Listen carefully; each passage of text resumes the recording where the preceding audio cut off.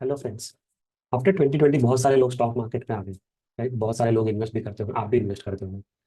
But इतने सारे लोग जो स्टॉक मार्केट में आ गए हैं, क्या इन सबके लिए स्टॉक मार्केट है? ऐसा नहीं होता। राइट, सब हर कोई स्टॉक मार्केट में इन्वेस्ट नहीं कर सकता। क्यों? क्योंकि जो स्टॉक मार्केट में माइंडसेट चाहिए, जो चीज़ें ज़रूरी है स्टॉक मार्केट में ग्रो करने के लिए या फिर होता है ना सक्सेस पाने के लिए, वो सबके पास एट ए टाइम सबके पास हो ऐसा ज़रूरी नहीं है। बट इसका मतलब ये नहीं है कि आपके पास ना हो। राइट, नहीं हो या फिर आपका कोई बैकग्राउंड है बट उस बैकग्राउंड के जैसे आपके पास स्टॉक मार्केट में इन्वेस्ट करने का नॉलेज ना हो, ज़रूरी नहीं है। राइट, तो कुछ चीज़ें हैं जो कि अगर आप इन्वेस्ट करना चाहते हैं स्टॉक मार्केट में, या सोचना चाहते हैं, या सोचते हैं कि अ, या इन्वेस्ट कर रहे हैं बट समझ नहीं पा रहे कि रहना चाहिए, 2-3 साल बिता लिए हैं बट फिर भी अभी समझ में प्रॉब्लम है, और समझ नहीं पा रहे कि को रहना चाहिए या छोड़ देना चाहिए। राइट, तो कुछ बेसिक ट्रेड्स है जो भी स्टॉक मार्केट में इन्वेस्ट करता है, और ये सब ट्रेड्स कर पुराने स्टॉक मार्केट में काम करने वाले लोग जो कि कुछ होते हैं ना सक्सेस पाए हैं स्टॉक मार्केट में, उनके बेसिस पे है वो जो बोलते हैं, वो जो कहते हैं, या फिर उनके लाइफ से जो हम देखते हैं उसके हिसाब से बेसिक ट्रेड्स मैंने यहाँ पे डिफाइन किया है। तो लेट्स गो थ्रू दिस। सबसे पहला है, स्टॉक मार्केट में अगर आपको सक्सेस होना है तो आपको एक कैपिटल चाहिए। कैपिटल मतलब इनिशियल इन्वेस्टमेंट जो आप स्टॉक पे लगा सके। अगर आपके पास 10,000, 15,000, 20,000 या 1 लाख ही है, राइट, तो आप एक बार उसमें ट्राई कर सकते हो, उसको यूज़ करके कि मैं स्टॉक मार्केट में कुछ कर सकता हूँ या नहीं कर सकता हूँ, या फिर मैं इन्वेस्ट करके पढ़ाई कर सकता हूँ। ये सब आप ट्राई कर सकते हो, आप सीखने का ट्राई कर सकते हो, बट वो करने के बाद ही आपको समझ में आएगा कि अ, ये आपके बस का है या नहीं है, वो सब चीज़ें करना। राइट, बट अगर आप एक बार समझ गए हो कि हाँ है, बट अल्टील अनलेस एक बड़ा कैपिटल आप नहीं लगाते हो, तब तक इन्वेस्टमेंट सीख के क्योंकि आप अगर 1 लाख रुपए लेके आ रहे हो और वो समझो कि आपने ऐसा स्टॉक ढूंढ लिया, बहुत अच्छी पढ़ाई की, सब कुछ किया, अच्छा स्टॉक ढूंढ लिया और वो हो गया 5 टाइम्स, तो 1 लाख का 5 लाख हो जाएगा, बट इससे क्या लाइफ चेंज होगी? नहीं होगी। तो इसके लिए अगर आपको स्टॉक मार्केट में सक्सेस चाहिए तो एक बड़ा कैपिटल होना चाहिए, कम से कम 15, 20, 25 लाख का आपका इनिशियल कैपिटल होना चाहिए, जिसके बेसिस पे आप आके फिर और अ, अच्छे से इन्वेस्ट करके और उसको अच्छा कन्वर्ट कर सकते हैं। राइट, तो एक बड़ा कैपिटल होना बहुत ज़रूरी है। देन है apatite for risk. Stock market में अगर इन्वेस्ट करने आ रहे हो तो बेसिक रूल है कि आपको रिस्क झेलने आना पड़ेगा, बिकॉज स्टॉक मार्केट इतना वॉलेटाइल है कि अभी पिछले 2020 के बाद से तो एक ही तरफ जाते हुए दिख रहा है। राइट, बट ये वॉलेटिलिटी बीच बीच में आती रही, जो पहले जो जिन न्यूज़ और जिन इवेंट्स पे, जैसे कि वॉर का इवेंट है, कुछ इवेंट, उस पर मार्केट 10-10, 20-20% गिर सकता था। बट बिकॉज रिटेल इन्वेस्टर्स का इतना पैसा आ रहा है, अब स्टॉक मार्केट उतना नहीं गिरता, गिरता है बट छोटे रेंज में गिरता है। बट जरूरी नहीं कि ये कंटिन्यू करेगा ट्रेंड। राइट, हो सकता है ऐसा टाइम आए जबकि लिक्विडिटी कम हो मार्केट में और कोई न्यूज़ इवेंट पे मार्केट ज़्यादा रिएक्ट करे, तो उस केस में आपको वो वोलेटिलिटी झेलने आनी चाहिए।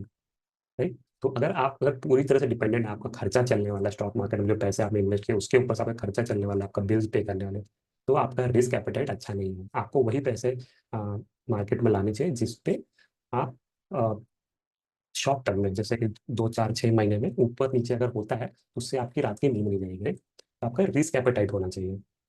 एंड थर्ड है कि आप डिपेंडेंट नहीं होने चाहिए प्रॉफिट स्टॉक मार्केट्स में।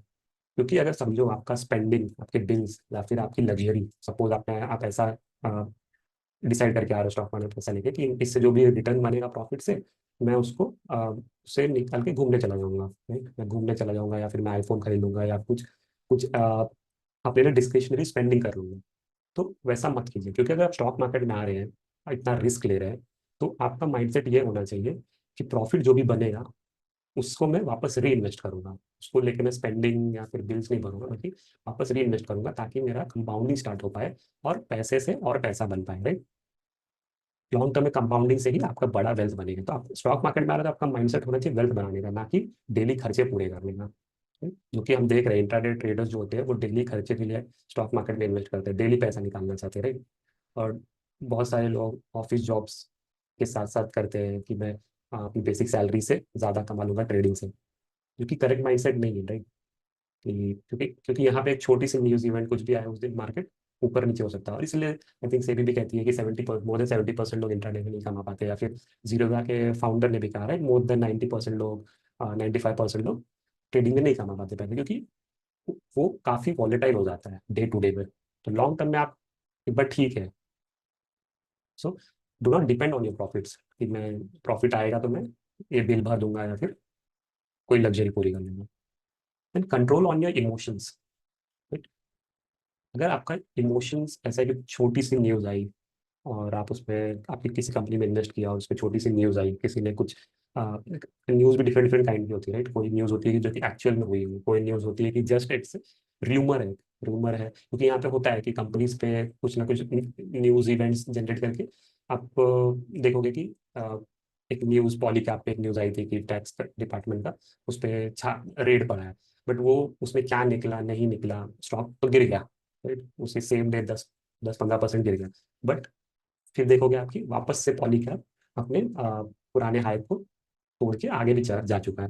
तो अगर ये आप न्यूज़ इवेंट्स, ये रेड सच में था, ये तो एक एक्चुअल न्यूज़ थी कि रेड था, बट अगर आप समझो कहीं कहीं पे कोई अलग र्यूमर आ जाए कि आज वॉर हो गया इसराइल और रशिया में राइट, तो उसके ऊपर से मार्केट सेंटिमेंट्स बिगड़ जाए और आपके जो स्टॉक्स इन्वेस्ट के 5%, तो आपको ये समझ होनी चाहिए कि ये उस इवेंट का इस मेरे स्टॉक्स पे क्या फर्क पड़ेगा राइट।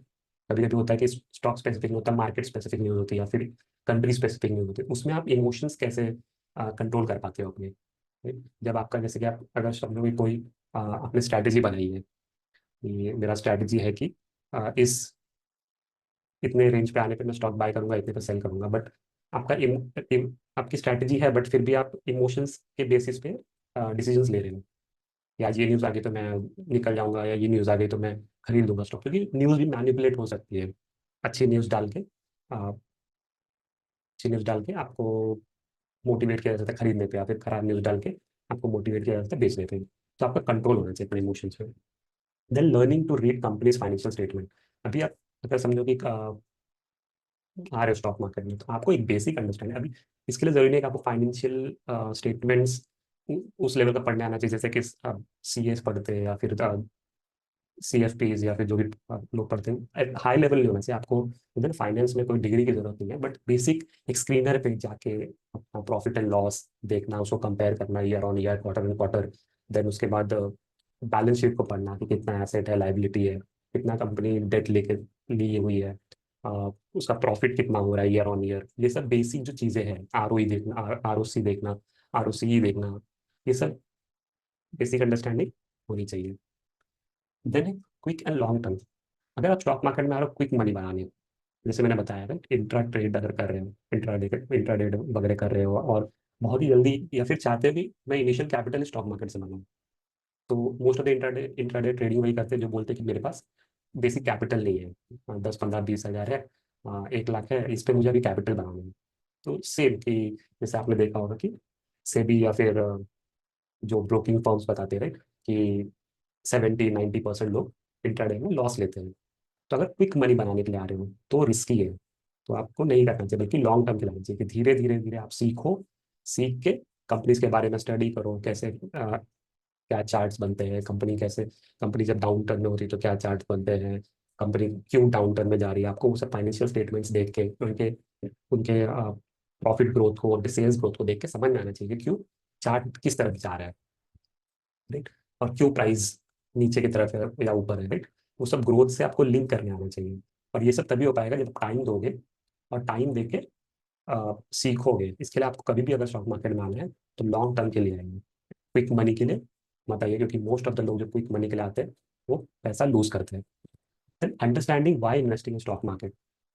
भाई बेसिकली लोग इस माइंडसेट से आते थे कि जल्दी पैसा कमाना है इसलिए मुझे स्टॉक मार्केट में जाना है, बट बेसिकली माइंडसेट में थोड़ा सा चेंज होना चाहिए कि स्टॉक मार्केट में इसलिए मैं जा रहा हूँ क्योंकि मुझे इन्फ्लेशन से एक्स्ट्रा पैसे कमाना है राइट, उनको इन्फ्लेशन को बीट करना है, इसलिए मैं स्टॉक मार्केट में जा रहा हूँ, रादर देन कि बहुत ही क्विक मनी बनाना है राइट। तो अगर आप 10-15 साल अगर आप इन्फ्लेशन को बीट करते हो ठीक, लगातार स्टॉक मार्केट में रहकर अच्छी कंपनी पिक करके इन्फ्लेशन को बीट करते हो, आप देखोगे कंपाउंडिंग से आपका काफ़ी वेल्थ बन जाएगा। तो आपका एक बेसिक अंडरस्टैंडिंग होना चाहिए कि मैं क्यों जा रहा हूँ स्टॉक मार्केट, मुझे क्या ज़रूरत है, क्यों मैं एफडी में इन्वेस्ट, आपको ये नॉलेज होनी चाहिए, आपको ये समझ होनी चाहिए क्यों मैं एफडी में इन्वेस्ट नहीं कर देता और वहाँ से 5-6% जनरेट होगा। आपको ये नॉलेज होना चाहिए नहीं, एफडी से करने से इन्फ्लेशन को हम बीट नहीं कर पाएंगे, तो इसलिए मैं आया हूँ इक्विटी में, स्टॉक मार्केट में। और स्टॉक मार्केट में भी आ रहा हूँ तो क्यों मैं म्यूचुअल फंड के थ्रू नहीं जाता, राइट। म्यूचुअल फंड के थ्रू जाके मैं 12-15% क्यों नहीं कमाना चाहता, मैं उससे ज़्यादा क्यों करना चाहता हूँ, और उससे अगर ज़्यादा करना चाहता हूँ तो उसके लिए मुझे क्या प्रिपरेशन करनी पड़ेगी या कितना टाइम देना पड़ेगा। अगर नहीं दे सकता तो फिर म्यूचुअल फंड में ही रहूँगा, है ना। ये अंडरस्टैंडिंग आपके अंदर होनी चाहिए कि आप क्यों करना चाहते हैं। सो ये थे बेसिक अंडरस्टैंडिंग जो होनी चाहिए अगर एक स्टॉक मार्केट में कोई आना चाहता है तो। बाकी और भी होंगे कुछ चीज़ें जो कि आप कमेंट करके बता सकते हैं। Thank you very much.